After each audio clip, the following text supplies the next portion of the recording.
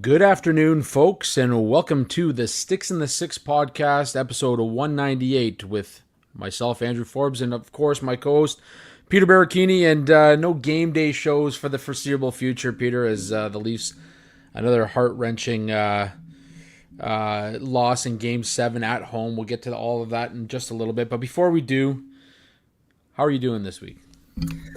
Kind of like everybody else in Leafs Nation right now, still reeling about what the hell just happened, especially after Game 7. I mean, we're like you said, we're gonna get into our thoughts. We're gonna you know what? This probably would have been the perfect time to have my you've seen this quite a bit. My Festivus poll from Seinfeld. I always put it out during Christmas, during the holidays, and everything like that because one of the main traditions, as always. Probably should have got that out for this episode because there's going to be a lot of airing of grievances, a lot of pain, a lot of frustration, and everything built up. And you see it just basically ever since Game 7, the reaction online, media outlets everywhere expressing their frustration as well. The fans letting the team have it. But again, we don't condone throwing stuff on the ice, but when it comes to jerseys and hats and everything like that, what else is a fan supposed to do kind of thing? You don't want to see that happen. And, you put a lot of money into stuff like that, but that's basically the final straw where you're seeing fans throw jerseys onto the ice in the final of Game 7 after an effort like that. How else is a fan supposed to take that kind of thing? And, this leaves in a year where we thought that everything was different. There's still more questions on top of what could have been considered a successful season. And that's where we're at right now is how do you go beyond this and try to find any sort of positives out of this? There are, but it's hard to look on that based on what happened. Yeah, I'm going to say this. Look, we're all emotional, right? Yeah. I am proud to say that going into Game 7, I still believe there was a chance. Absolutely, yeah. And that goes back to our pre-round conversation of me taking the Leafs in 7. I had this belief that it was going to happen, and right now emotions are high. Right now, people are freaking out. Right now, people are looking for the big change. Right now, there's a lot of saying things that people really don't mean. It's a lot. It's a lot, right? So I try to stay off a little bit. Aside from reading like some of the postseason comments by the players and whatnot, and the coaches and whatnot. I tried to stay away from socials for a little bit after the season ends because I know real Leafs Nation is emotionally charged. The bandwagon fans that have hopped on at the latter part of the season and into the playoffs, the ones that just want to be a part of something, they have no idea what they're talking about. And then, of course, there's the usual Montreal fans and the scumbag Senators and every other fan base. Everyone's posting that our favorite time of year, the Leafs are out of the playoffs. I'm going to get into it in a sec here, but I want to start the show off with the Leafs were one of the final 5 teams in a 32-team league. The Leafs were one of the final 5 teams in a 32-team league. So let that rest. A positive we should take from that. 1,000%. So let it rest. Before we get into all that, so my week's been kind of crazy. My son turned 5, which seems insane considering we started this podcast when he was just about to be born. So it really puts into perspective, how old he is and how long we've been doing this podcast. It's insane. So we had that. I saw some of those posts too. It looked like he had a really fun birthday with all the themes and everything like that going on. Yeah. Buddy looked like a blast. Yeah. Buddy couldn't pick one theme, so he had about 5 themes going on. So it was a good time. We had a lot of family down, loved ones were there, and it was a lot of fun to see him just engage with everybody and see his cousins and everything. And so that was great. At the same time, I've been on holidays this week, so it was nice to get away from the real world for a little bit and just kind of enjoy time with the family. Beautiful. And I got a big tattoo appointment after this podcast done, which I'm excited. Alex and I always discuss the tattoo aspect of things. So I'm pretty pumped to try and get this leg piece done that I've been working on for a little bit here. So we'll see how that goes. But yeah, I mean, after all, we're here to talk about the Leafs. We're here to talk hockey. Um, I want to kick it off, obviously, with the London Knights are off to the Memorial Cup again. 16 Yep. and 1 record in the playoffs. Pretty insane when you think about the run they've been on. Austin Elliott, a goaltender that was passed over by every NHL team at his draft season, a goaltender that was passed over by the WHL teams when he was placed on waivers, and a goaltender that the London Knights went out and picked up, went 48-2 during the regular season playoff run. 48-2. Just think of how insane that is. This kid's going NCAA, so we'll see where that goes from there. That's pretty great for him. And of course, the Mem Cup is it's Memorial Cup week, so it's going to be taking place this week. And it should be a lot of fun. There's 4 very strong competitive teams there. London obviously trying to look for that win after a disappointing run last year in the Mem Cup. So I feel we'll like see Easton Cowan there. This Mem Cup kind of feels like wide open. It is. Despite you feel like you have a favorite, you don't know what to expect. The Wildcats with Gardner McDougall and Caleb Desnoyers leading that team. You got Gavin McKenna and company with Caden Lindstrom, Andrew Basha, Tanner Molendyke, and all those players coming over from the dub. Rimouski looked really good. London, again, you already just mentioned how great of a run they went on. Man, this is going to be a fun Mem Cup. I will say that. I would argue it's one of the best Memorial Cups we have seen in a very, very, very long time. So going back to maybe like when Rimouski and London were last in it with Crosby and the Perry team. That Perry team that was just insane as well. So very, very, very exciting Mem Cup week. Like I said, for a lot of these London Knights, especially kind of their last run before they go OHL or AHL or possibly NHL next season. Easton Cowan obviously has an opportunity at that, depending on what happens with the Leafs. But yeah, outside of that, it's been a rough week for Leafs Nation. It's been a rough week for Leaf fans. It's been a rough week for Mitch Marner. It's been a rough week for you name it. The team has been on a bit of a tear in terms of bad news and question marks and what have you. I know Game 1 kicked off for the conference final last night, the Eastern Conference final. Obviously, Florida took that one 5-2. The Carolina Hurricanes were all over Bobrovsky. Bobrovsky. And now there's this one guy that I see on X all the time. I don't follow him, but he comes up in that stupid, for you crap. I try to stay away from that because none of that is for you. Yeah, no, it's to antagonize you, I think. So anyways, suck you in kind of thing. Yeah, he was all over, Svechnikov for going and bumping Bobrovsky's head on a flyby the same way that Sam Bennett did, and he said, "Are we allowed to be up in arms now?" Because that was 1,000 times worse than what Bennett did to Stolarz. It wasn't. Yeah, I quoted Bob stayed in the game. It is not worse. It actually looked extremely similar, extremely similar. And there's a doctor I follow actually now too that kind of broke down the head injury that Stolarz suffered and the after the original slap shot, which Stolarz said he wasn't feeling any after effects from that, but he did the head shake, and sometimes it's an involuntary head shake that they do after being hit in the head.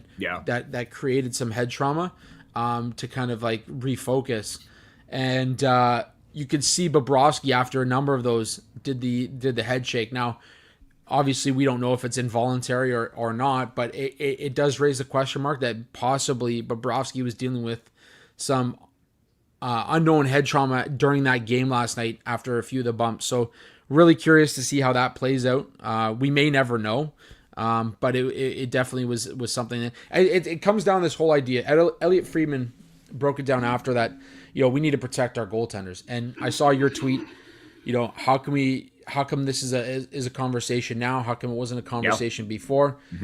I think we can honestly say that it's been a conversation between you and I, and even going back to when Alex was on the podcast with, this is a position that you need to protect. This is a position that you took away some of that when you took away the crease rule, and since then now you've got that gray area of what falls under goaltender interference. You've seen these plays where the flybys are almost inconspicuous. So you don't actually see the contact until the goalie flops back, and then there's question marks of whether the goalie's flopping, just felt contact Yeah. and rolled back. It's just such a gray area to the point that, Stolarz obviously had significant head trauma that he missed the remainder of the series, and who knows how that plays out long term. But the fact is, goaltenders are not protected to the level that they need to be. We continue to have conversations about CT in the game. We continue to have conversations about head trauma with players in open ice hits and making sure we're not going east to west, but we're going north and south. And yet we have east to west contact on goaltenders all the time. Not just Stolarz, not just Bobrovsky, not just it's happening all of the time. And it's funny. It's not funny, but it's karma that Mhm. it happened to Bobrovsky in Game 1 of the Eastern Conference. It's Eastern funny in the Conference Final. ironic sense of it all.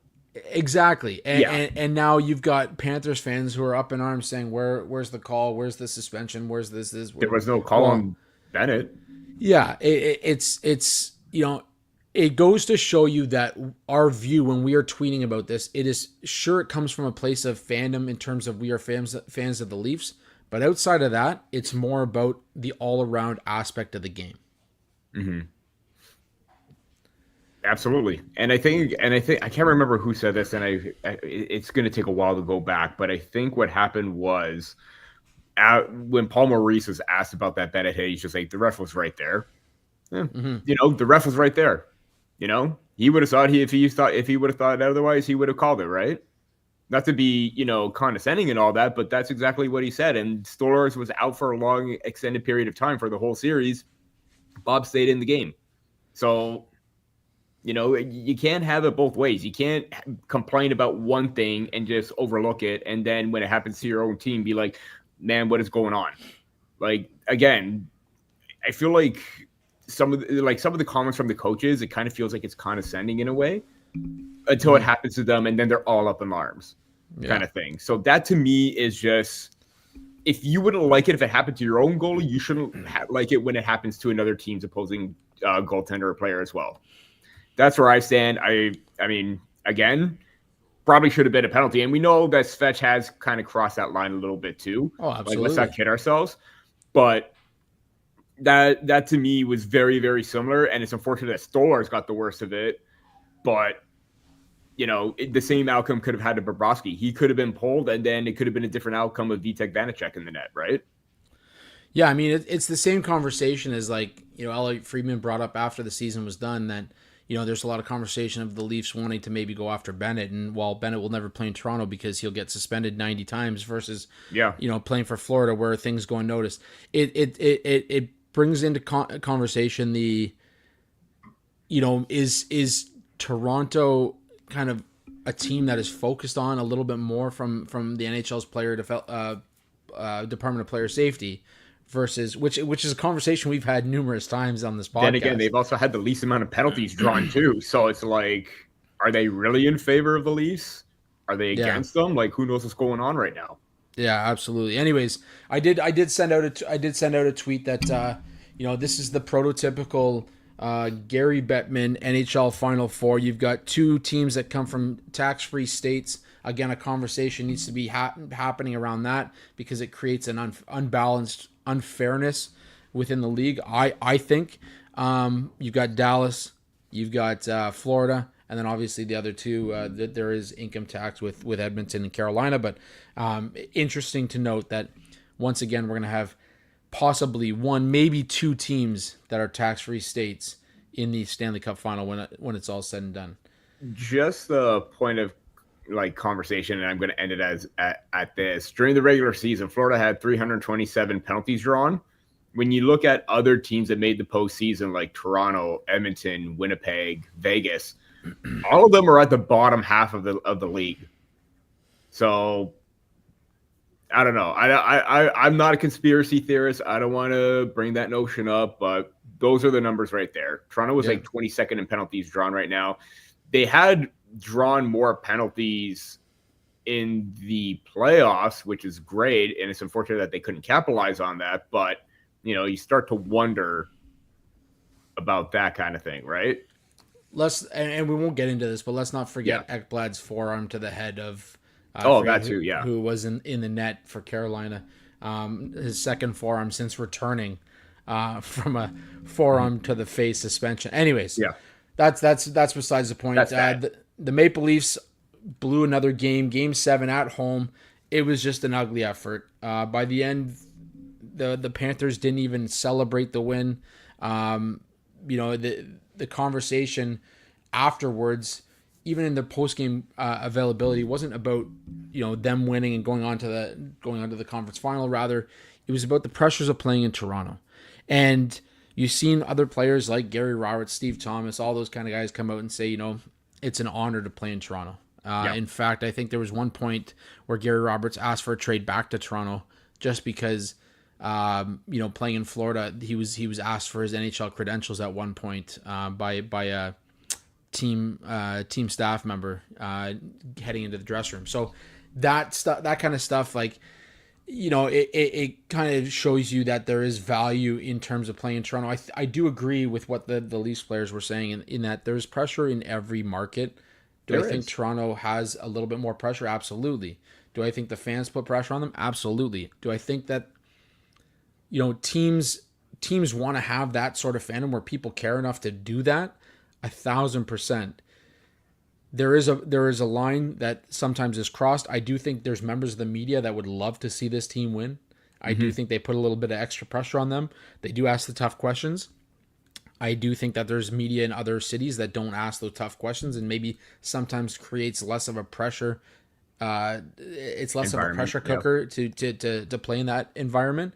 That said, the Leafs looked horrific in Game 7. They gave up, a relatively unscathed first period, ending 0-0. They were able to get out of that surprisingly. The second period was a different story. And it was just all downhill from there. What were your takeaways from Game 7? Just to comment on that pressure thing, I think it's just I think it's just a load of bull basically. Mm-hmm. But like you said, there's pressure in every single market. Like even when you look at other sports, there's pressure in all the major markets right there, and the players actually thrive on that. You look at baseball with the Yankees, Dodgers, Red Sox. Those are high pressure markets in baseball. Hockey, you get Edmonton, Toronto, Montreal, Boston, even New York. Those are high pressure markets. And yet, teams like Boston and New York have gone pretty far with the players that they've had. Toronto, if they just buckle under pressure every single chance that they get, then you're just not cut out for it. Then you don't have what it takes to win at all. And I understand why this comment, and it's not to say that, we always hear that, they do want to win, they do want to try, but when you have an effort like that, and you allow 20 plus shot attempts in the first 6 minutes of a do or die game, how else is anyone else supposed to feel that? When you don't have a response to that, when you try to get some life, when Max Domi scored that 3-1 goal in Game 7, you have a little bit of life, and then you lose it 40 seconds after that. How else are we supposed to dictate what these players are going through or how their response is going to be like when they don't have any? And that's the sad part. And that's why players like Sundin, Tucker, Roberts, Domi, they loved on that because they fed off that. This team just doesn't feed off that. And the fans were going, and Elliot Friedman made a good point. The fans are trying to get this team into it, to get them going. They came out, after the last 10 minutes of that first period, they were chanting goalies go because they started to mount a little bit of that pressure. And then that was completely gone when they lost that game in 6 minutes with those 3 goals. If you can't hack it out here, pressure or not, whether the media or the spotlight is on you, then don't bother, because I get if you want to go to a quiet market, and I know this kind of sounds contradictory because the players do want to go to that quiet market. They do want to be lesser known, but let's face it, you're going to have to face the music at some point too, right?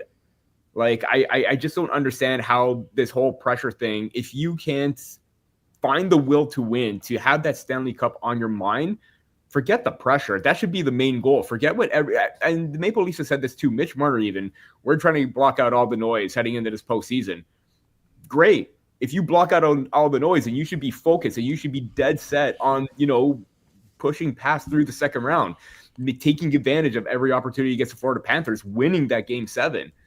That pressure just, if they have to rely on that as an excuse every single time, then you're not cut out to play in this market. Simple as that.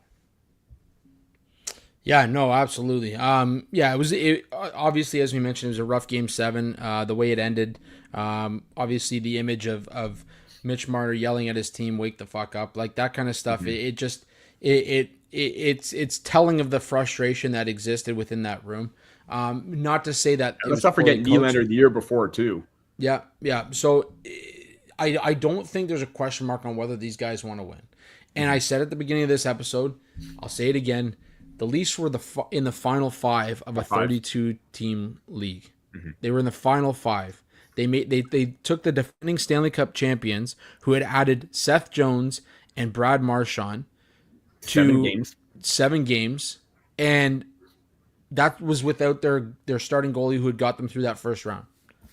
So, all things considered, and let's not forget, they're obviously not talking about it. Matthew Knies dealing with an injury. Austin Matthews dealing with an injury. Yeah. Matthews wasn't himself all season long, and regardless of what you want to say about it. And he said that he was dealing with that injury from preseason. Yeah, so I know there's conversations about there's people out there saying, you got to trade Matthews, what have you. Everyone's entitled to their opinion, but regardless, that's kind of where they were dealing with it. Pacioretty was obviously banged up. But he was still putting it up. Certainly a lot of question marks. The one thing I want to get to is there was a comment made by Matthews on following the game that there was too many passengers on this team, and it's worth noting that the third line of Yarncroke, Lawton, and Lorentz scored 0 goals in 13 games.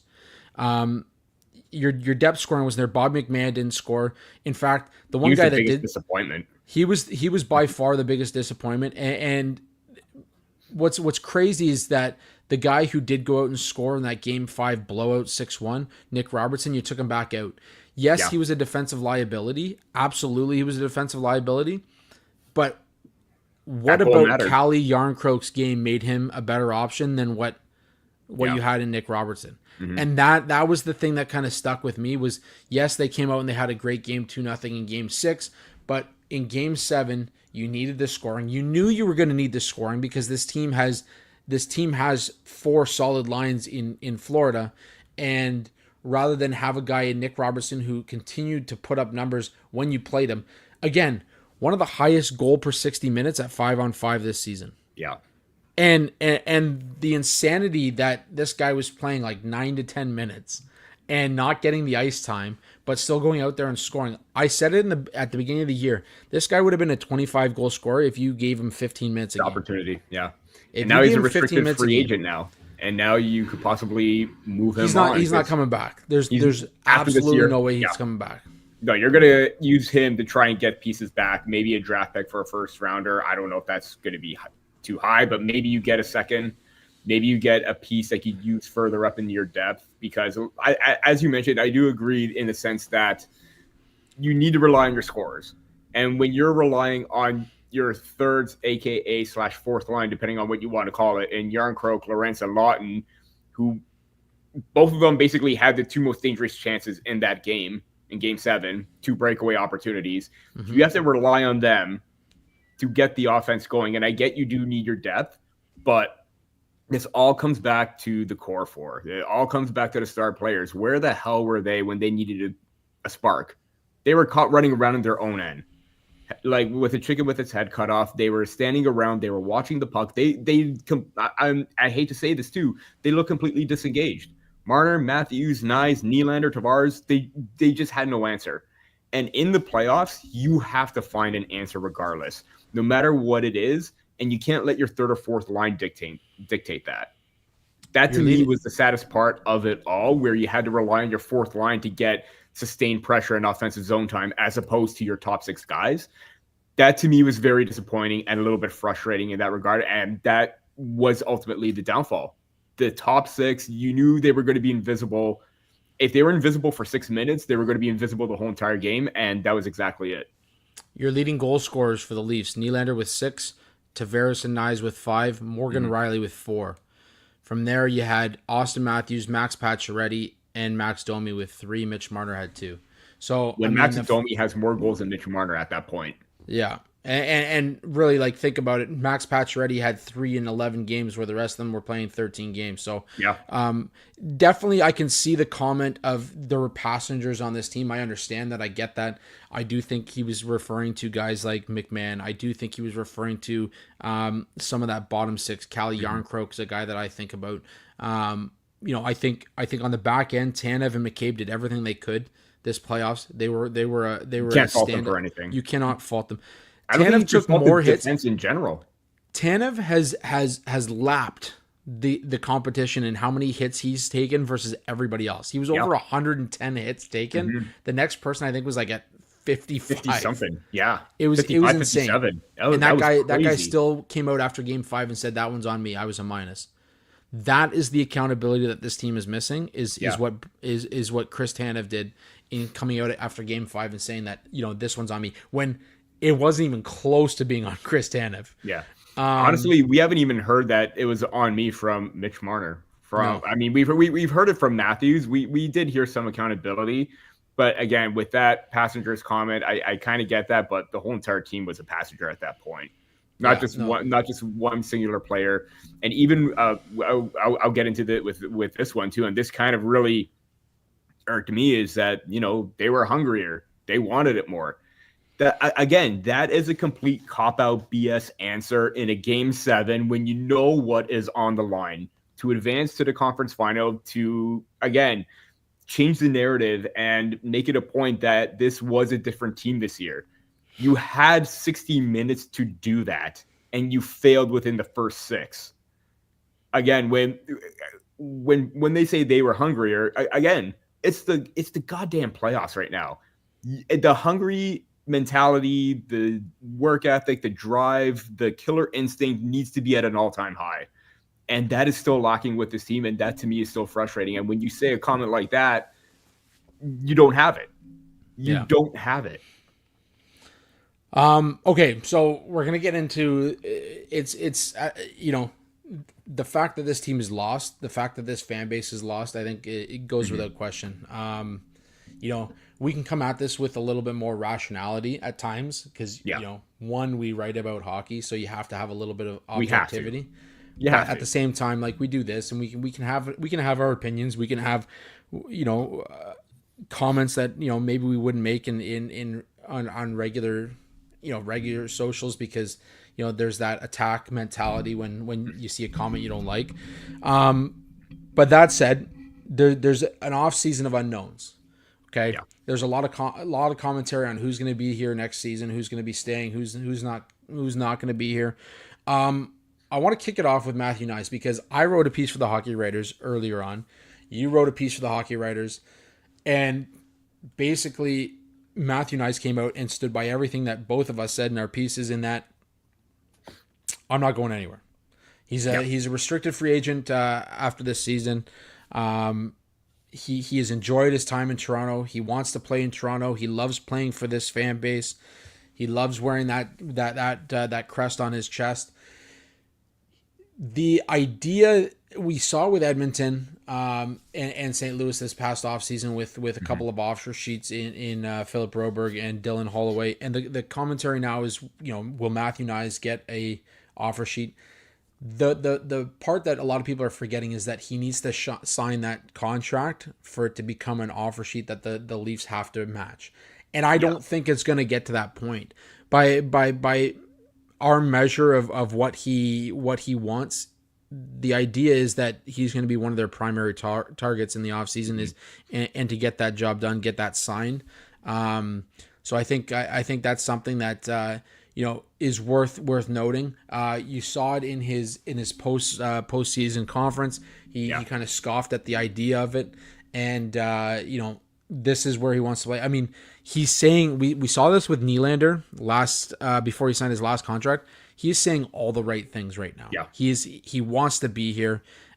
He's got a fellow Arizonian with him in Austin Matthews. Yeah. So I think, and regardless of what will come with Marner, and we'll get to that in a moment, he's part of this core now. And if you really find a way to build your pipeline, he starts to become part of that secondary core, right? So you've got your guys, you got the core, the original core four members.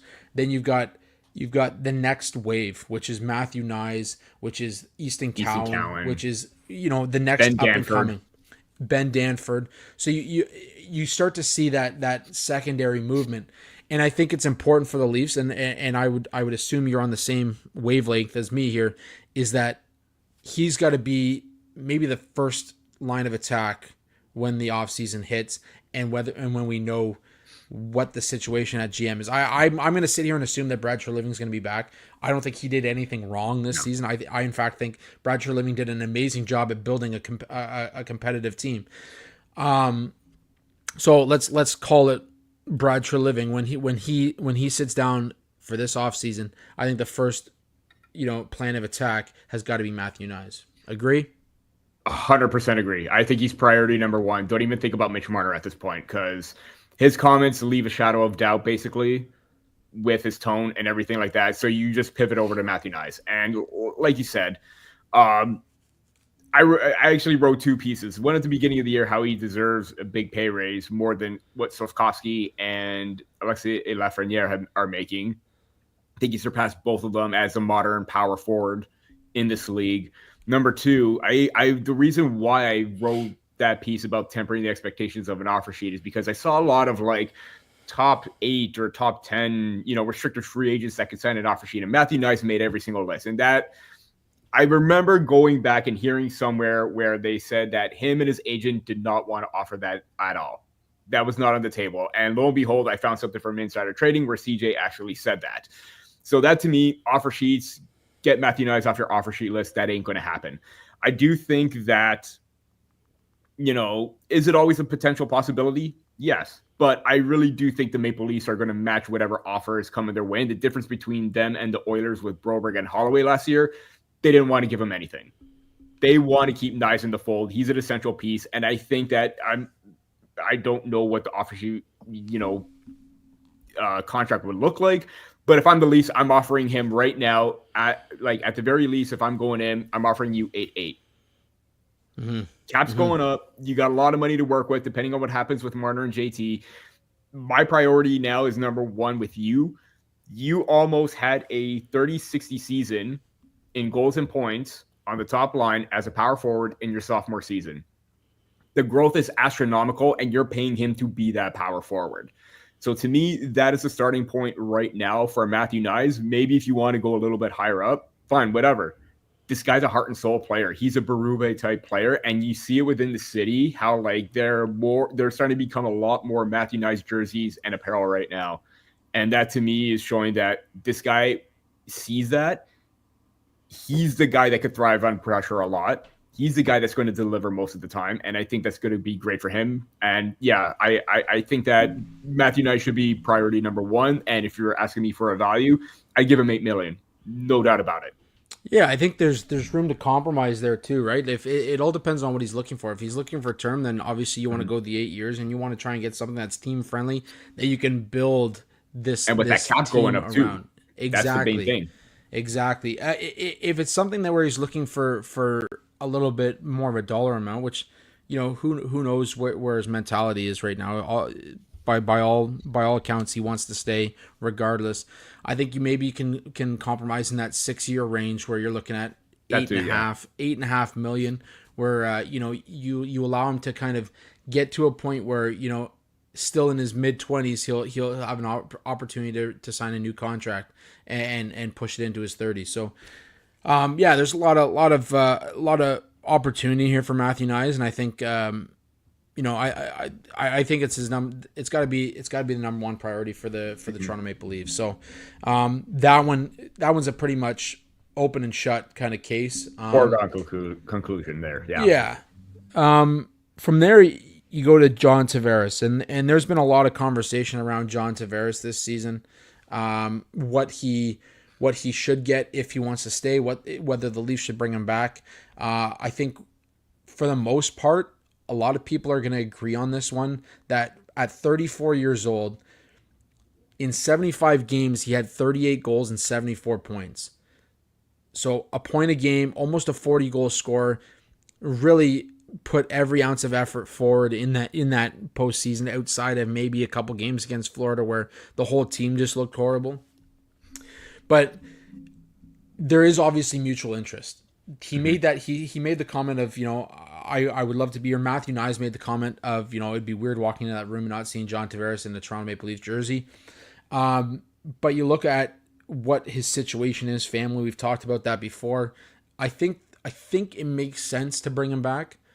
The big question mark is going to be term and price. And I think now we kind of look at it and say, if we can get John Tavares at 5, in that 4.5 to 5.5 range, I think it's a steal in terms of what you can do with it. Even if he slides into that third line center role, you've got a guy that's wearing it on his sleeve for the city that he grew up in.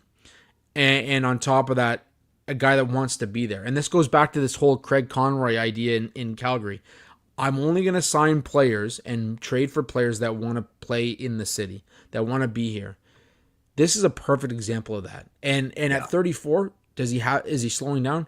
I mean, that's been the conversation for the last 4 seasons. Is John Tavares he was slowing on an down? Absolute tear this year. So, and yet there's a 38-goal reason why he should re-sign in Toronto for the right price. So, if it's coming from me, if I'm sitting there armchair GM, I go to John Tavares. I say, look, 38 goals, big season. We know there's going to be a step back, probably. Seeing that you're turning 35, you're now in that 35 and over range for the contract, I believe, as well. So in saying that, I would offer him, 3 years at $5.5 million. I don't think that's out of the question. That brings him to 38 years old. It gives him a great opportunity to kind of finish out his career in Toronto, and you're not super overpaying for a guy that could potentially still give you 30 plus goals. No, I 100% agree. If you're able to half his current contract value right now, I think that I agree. I think that'll be an absolute steal. And you look at what he's done, even the postseason. I know that there were some points where he didn't look great. It looked like maybe age was catching up, but he was still a dominant force down low and in the middle of the ice. This is a guy that you want to see win puck battles and get it out to those other players, and he's done just that. He's a guy that could finish off and tight. He could do it all in those tough areas, and he may not have that speed anymore, but he still gets the job done. And I think winning those battles is what's going to lead you to, further success down the line. And again, like you said, he does wear this team on his heart and sleeve. I will say that. And I think that that's the difference between where if he's able to take that pay cut, it shows that he is committed to this for the foreseeable future. Now, like you said, I think term is going to be the biggest issue. Do you give him that extra 1 year, make it a 4-year deal? Do you just play it year by year and just go, we'll give you – I kind of feel like the same deal that Claude Giroux made. Maybe a little bit less in terms of the AAV, but if you sign a 3-year deal, then we could take it from there, and that'll give Easton Cowan a little bit more time to develop as well, whether he will be in the – I mean, it's most likely he's going to be in the AHL next year, but when he gets to that level to the NHL, if he comes up and he's the third line center, he could still have a year of growth and guidance from JT and even Austin Matthews at that point. So I think that's going to be very key for him. If it is another 3-year deal, I would take that in a heartbeat, and that would probably be my contract that I would propose to him right then and there. Because if their mutual interest is on both sides, I think if I'm Tree, this is going to be like, this is the plan that we have for you right now. And again, I don't think he wants to play anywhere else. I don't see that. So I think this is going to be the Maple Leafs' best offer and in the best interest for him right now going forward. So if you're Tree and you go to him and say, look, we're going to give you 3 years at $5 million, he says, look, I'd love that 4th year, drop it to 4.5. If it's that Crest Santa thing, I'd do it. Yeah. Okay. I'm kind of in the same boat. 4 years extends him to 39, but I think he's got some to give. And, even if you get 2 good years out of him and the last 2, you kind of have to look at, maybe offload it's or what have you. It's a cheap contract to move if you need to. Yeah. Yeah. I agree.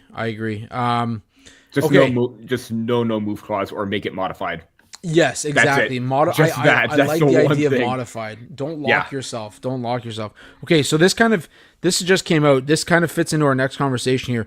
Brendan Shanahan. There's the Shanahan plan failed. The Shanahan plan has been Miserably. shit since the Miserably. beginning of it all. We all jumped on the hype train because we landed Austin Matthews, but outside of that, the Shanahan plan has been Shanahan garbage. Okay.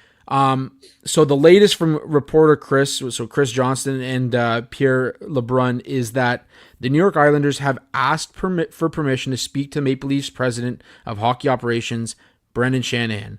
There's currently no word yet on what MLSE response was to the Isles. A decision on his future could come as early as Thursday's board team meeting. If the Leafs do choose to part ways, they are expected to move forward without a team president for the time being. So, Brendan Shanahan, stay or go? Go. I think that in the last 2-3 years, I think he should have gone in these last 2-3 years before this conversation even had, because it looked like we understand you wanted to get everybody hyped up. You had a vision, but that vision did not live up to expectations. It failed miserably. And even after that first round exit 2 years ago, second round exit 2 years ago against the Panthers that first time, I probably would have considered letting him go then, because you still haven't lived up to the expectation. There was only one playoff series win. Now you have 2 playoff series wins in the last 9, 10, 11 years, whatever you want to call it. Embarrassing. There's no other way to look at that. And ever since that point, ever since he brought this notion up, what does he do otherwise than just like what and I think other people have asked this question. What does his job actually entail? Like, what does he actually do? Nixing trades. That's all he's done. He's nixed trades. That's the thing. If you're not there to be constructive, and if you're there to just basically hover over the GM instead of letting him have the free reign of what to do and how to build a championship roster, because that's what Treeg tried to do. You could argue about that first round pick for Lawton, but the Carlo edition was great. You extended Jake McCabe. You've done everything you could. And even with his offseason signings with OEL, Stolars, and Tanev, they've all been fantastic. He's done what he needed to do. And if he's just there to micromanage everything, there's no point. Just get out of here. And if Keith Pelly is dead serious about winning a championship, give your GM the full reign and freedom of what he needs to do to give you that championship. That, to me, if there's someone in the way between the owner and GM right now, there's no point. You're not going to win anything if someone's micromanaging you and saying, hey, I don't want this, do this. Then why have Treliving as a general manager? Why doesn't Shanahan have that label president and GM then? Nobody has that title anymore. To me, the president label is non-existent at this point. It's basically owner, and then the bottom down is basically your managerial team, the general manager, the associates, the scouting team, the departments, all of that, health and development. Those are more important than Shanahan's title at this point. And to me, he should be gone right now. Look, there's two things that this team has not done yet in the Shanahan era. Move the core 4, break them up, and get rid of Shanahan. They've tried a new GM. They've tried a new coach. They've tried to shift around the depth on this team. There's two things they haven't done. One of them is get rid of Shanahan, and I think that's the move that you have to make. I'm not saying fully run it back, but I'm saying that's get rid of the guy that presented this idea and who has been so reluctant to doing any change whatsoever. Yes, exactly. I think that's the move that happens. If you've got a team that's interested in talking with them, now's the time to do it. Go right ahead. Yeah, absolutely. Okay, so let me just before we get to our last point here, just a quick word from our friends over at DraftKings Sportsbook and the Hockey Podcast Network.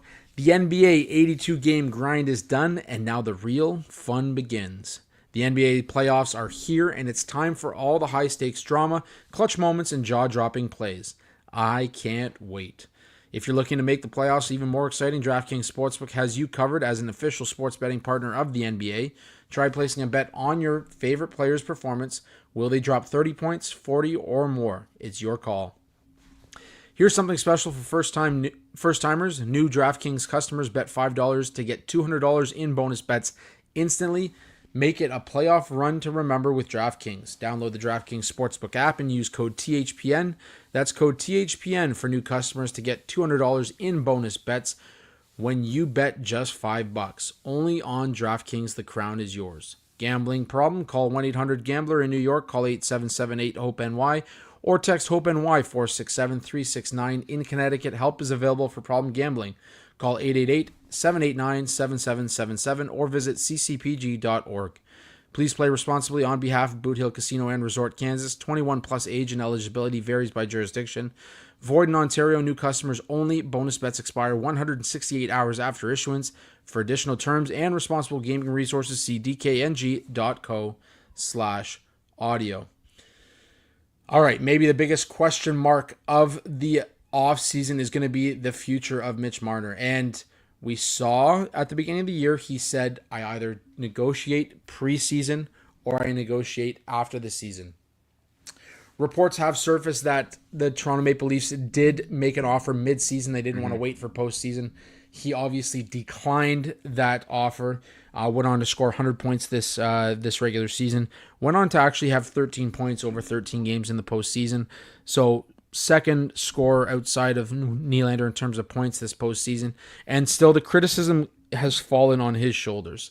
The conversation now is that there has been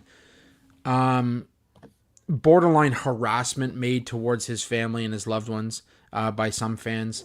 That not so much the pressure is getting too much, but just maybe the accountability that fans hold on his shoulders has become a little overwhelming in terms of what it should be for a professional athlete. We know the love that he has for this team. We know the excitement that he has putting on that jersey every game in and game out.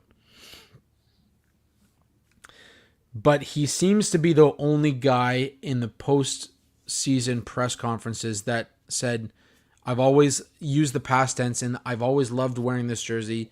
It's been a great experience. It's been a dream come true. It's been. There was no indication that he's excited to come back next season. There's no indication that he is coming back next season. Sounds like a guy that he hasn't committed to it, but is looking at other options. Sounds like a guy that's looking at free agency and saying, what can I get? And where can I go? And is the pressure and the overwhelming control of fans going to be a little bit different in, let's say, Carolina, let's say San Jose, a spot that, a mentor of theirs in Joe Thornton played for many years and still resides, I believe. Yeah. So a lot of question marks around Mitch Marner. So before I get into my take, I'm going to let you have a go on this. What are your thoughts on Mitch Marner? Is he back next season? Is he the problem with this team? Where does he go from here? I wouldn't necessarily say that he is the problem with the team, but I do feel like it's best that there's a change of scenery for him. As we talked at the top of the show, if you can't handle the pressure, then you can't handle him in this market. And I'm just going to flat out say that if you are harassing him, his family, that is absolutely scumbag. It's a scumbag move. Like, that is absolutely disgusting to hear.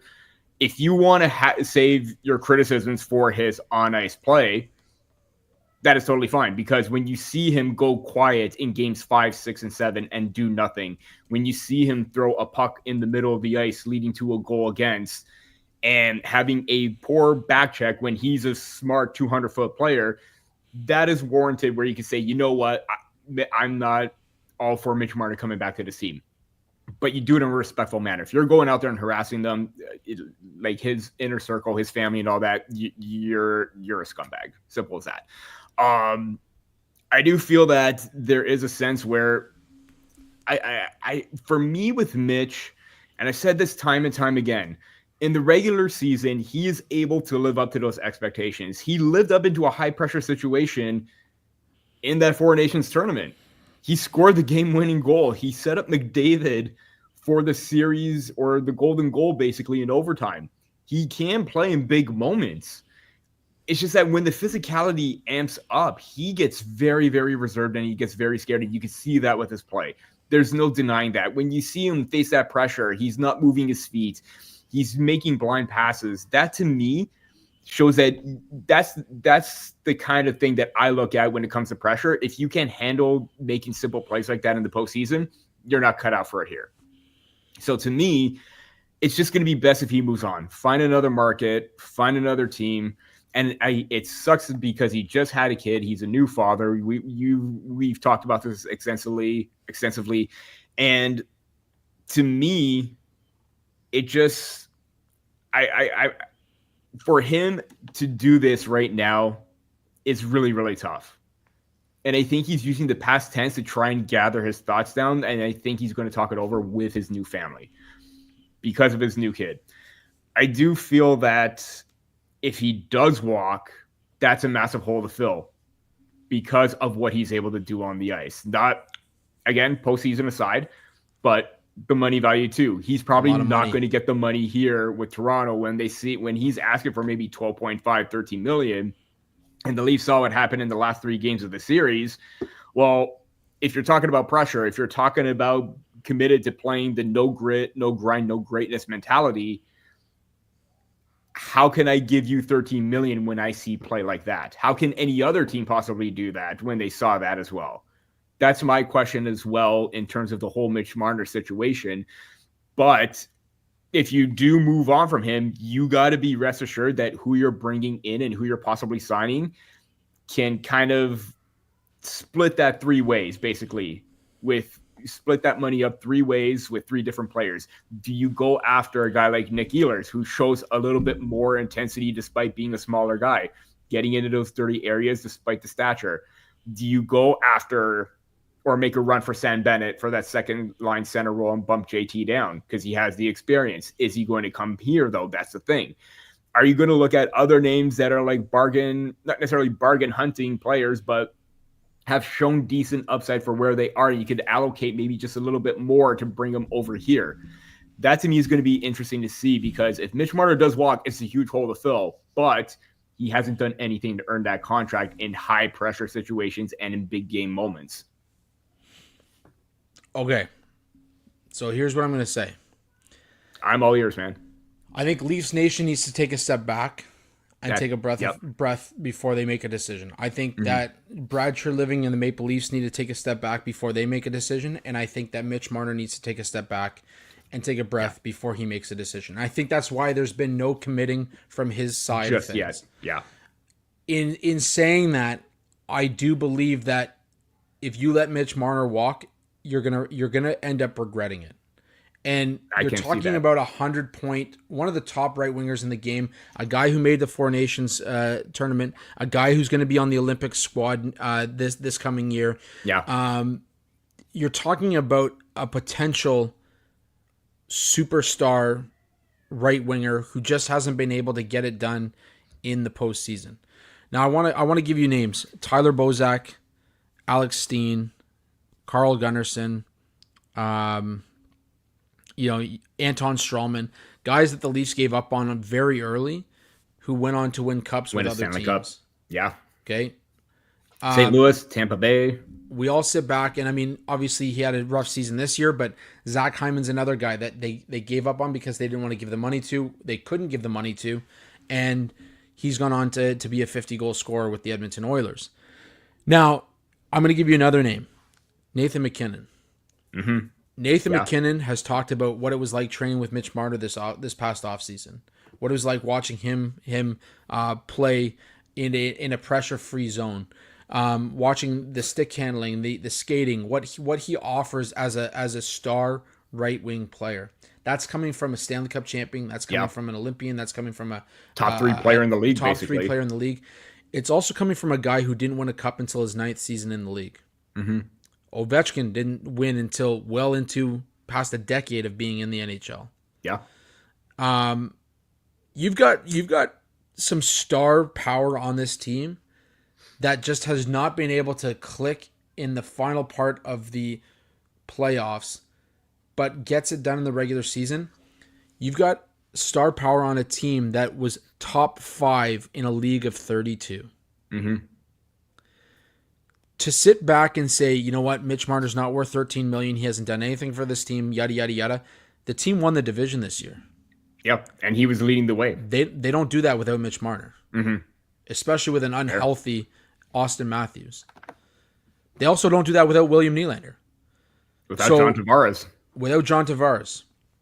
So to sit there and crucify this guy who, as we've spoken about in the past, was going through something off the ice as well with starting a family and having a child, and we don't know all the intricacies that came with that.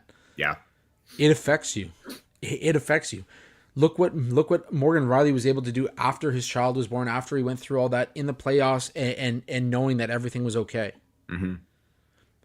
For us to sit here and crucify Mitch Marner because the Leafs didn't get it done in the playoffs is insane. It's insane. And what it is it's the fan base, which I'm a part of, and like I said off the top of the show, real Leafs Nation understands what this team is all about and loves this team regardless. They're not throwing jerseys on the ice. They're not burning their jerseys. They respect this team and they want to be a part of it when it all comes to a peak. And it will. It will. Maybe not in my lifetime, maybe not in your lifetime, but it will come to a peak at some point. Yeah. But real Leafs Nation understands that this team didn't get it done. This team, this fan base has always had a whipping boy. I go back to Jake Gardiner, who was put into a top pairing spot when really he probably was a second pairing guy. Yeah. And the reason he was crucified was he was put up against opposition top lines and expected to get the job done, and it was magnified when he made mistakes. It exceeded his skill set. Absolutely. Now, I'm not saying that's the same case with Mitch Marner, but I'm saying Mitch Marner on a nightly basis goes up against some of the game's top and most elite players. He's able to kill penalties. He eats up 25 minutes of ice time, and 9 times out of 10, he's getting it done for you. Are there moments where he does a spin-around transition outlet pass in his own zone and throws a pizza up the middle? Absolutely. Mistakes happen.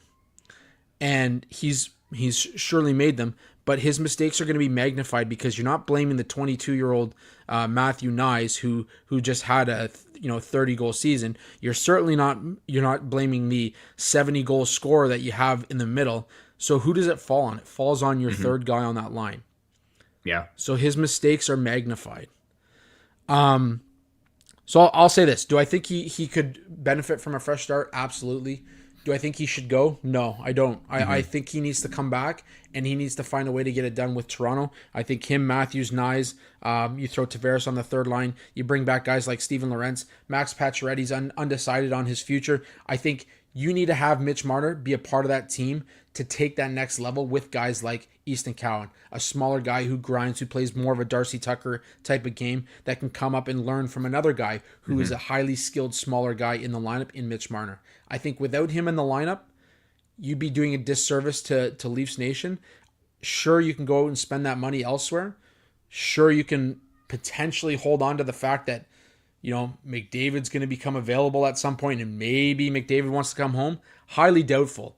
But I'll tell you this. That's a fairyland possibility right there. And I'll tell you this right now. If McDavid doesn't get it done this season, you don't think Leafs Nation would be all over him if he was in the same spot with the Leafs? Oh yeah. 1,000%. Yeah. 1,000%. And this is the top player in the league we're talking about right now. Then the whole cracking under pressure story is going to be even more magnified. Anyways, do I think he needs time to think about it? Do I think he needs time to talk to his family? 100%. Do I think the Leafs should let Mitch Marner walk? No, I think you negotiate. I think you find a way to get it done. Hazy on TSN the other day was saying how, actually I think it was yesterday, was saying that, in his last contract negotiations, he took time. He was, I'm going to go to, I'm going to sign an offer sheet. His camp was all about signing an offer sheet, going overseas sign in Europe plays. kind of thing. And he doesn't have those options right now. No, but the second that it was figured out, it got done. Mm-hmm. And I think that's what it's going to come to. I think it's going to come to a compromise. It's going to come to a conversation. Matthews doesn't want to see him go. Riley doesn't want to see him go. None of these guys want to see him go. Whole team doesn't want to see him go. So they got his back. Yeah, I'm hard pressed to see it happen. And I think the Leafs would be nuts to let it happen. Mm-hmm. I think the Leafs would be nuts to let him walk anywhere else, especially if it's somewhere in the Eastern Conference and you see him come back and he's going to tear it up in Toronto. So if he needs the fresh start, he's entitled to that. I do think he'll go down as one of the most hated athletes in all of Toronto if he does choose to do that. Not by me, but by a large mass section of the fan base. The fan base. He didn't waive his no trade clause to get Rantanen, and now he would just walk on with the Leafs getting nothing in return. I think that would cause quite the stir. Outside of that, I do think that the Leafs need to find a way to get him back, and I know I'm in like the 1% that truly believe that, and I'm okay with that. I'm okay with. I'll fight off the comments. I'll fight off the people. If there's anybody that can fight him off, it's you, man. That's right. So, anyways, that's where I sit on the matter.